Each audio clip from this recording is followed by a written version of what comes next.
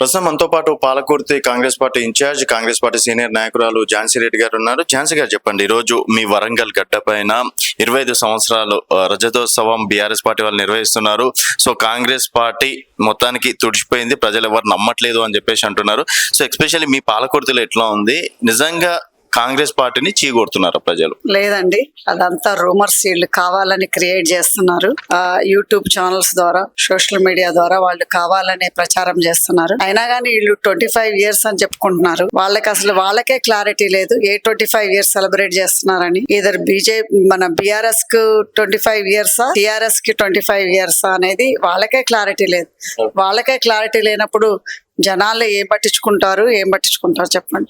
So మా పాలకుర్తిలో అయితే ఆయన ఓడం అనేది అంగీకరించలేక ఆయనకు నిజంగా పిచ్చోడై తిరుగుతున్నారు. సో అదనేది మా పాలకుర్తిలో అయితే ఏమీ లేదు. సో ఎందుకంటే అందరికి జనాల్లో కూడా ఇదే కన్ఫ్యూషన్.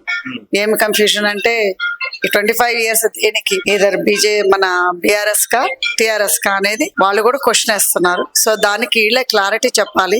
ఆ క్లారిటీ అనేది మీకే తెలియనప్పుడు ప్రజల్లో ఏమి క్లారిటీ ఉంటది? ప్రజలు ఎట్లా వస్తారు? రేపు మీ 27th రోజు మీ సభ ఎట్లా సక్సెస్ అవుతుంది చూడాలి. 10 లక్షల మంది తోటి ఎట్లా పడినప్పుడు వస్తున్నారంట మేడం, వెహికల్స్ నడుచుకోవడానికి, అంటే పాదయాత్ర చేసి రావడానికి సిద్ధంగా ఉన్నారంట ప్రజలు.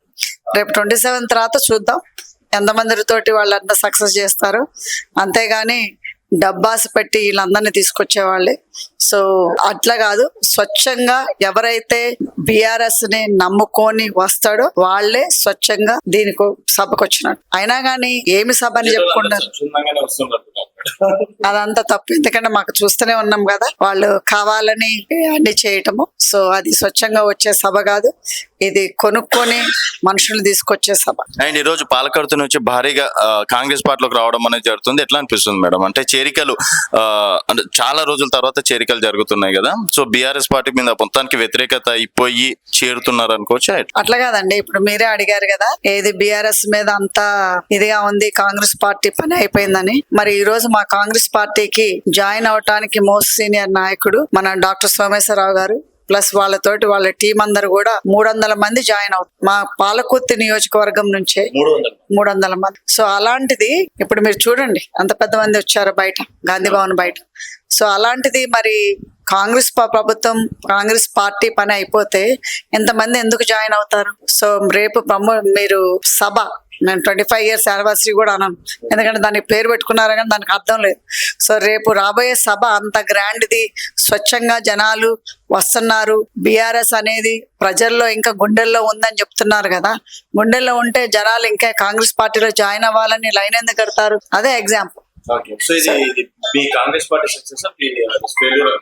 ఏదనుకోవచ్చు, ఖచ్చితంగా బీఆర్ఎస్ ఫెయిలియర్. మందుట్లో మా నియోజకవర్గంలో దయాకర్ రావు గారు ఫెయిలియర్.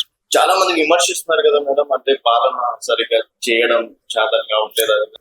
ఎవరికి? అదే నేను అనేది. ఎందుకంటే ఇప్పుడు నేను చెప్పాను కదా ఇందాకలా, ఏమనంటే ఆయన ఓటమి అనేది అంగీకరించలేకపోతున్నాడు. అందుట్లో మరి ఆయన మనవరాలు వయసు అమ్మాయితోటి ఓడిపోవటం అనేది ఇంకా బాధాకరణం. అదనేది తట్టుకోలేక ఆయన పిచ్చోడైపోయి ఆయన అందరినీ కింద క్యాడర్ని అందరినీ కలిపి ఆయన మా మీద ఆరోపాలు అనమాట, అంతే. మరో 5 సంవత్సరాలు కూడా మీకు తిరుగులేదు? 5 సంవత్సరాలు కాదండి, ఇంకా 40 ఏళ్ళు తిరుగులేదు. మీరు అది రాసి పెట్టుకోండి. పక్క చాలా కాన్ఫిడెంట్. మా ఎమ్మెల్యే గాని మేము ఇంకా 40 ఏళ్ళు గెలిపించుకుంటాం. కాంగ్రెస్ పార్టీ జెండా అక్కడ 40 ఏళ్ళు ఇప్పుడు అంటే పాలకుర్తిలో జనాలు కూడా ఇదే మాట్లాడుతారు. తప్పకుండా మీరు రాండి, చూపిస్తాం. మీరు ఇప్పుడు ఎంత మంది వచ్చారు, మీరు వాళ్ళందరినీ ఇంటర్వ్యూ చేసి చూడండి. Thank you.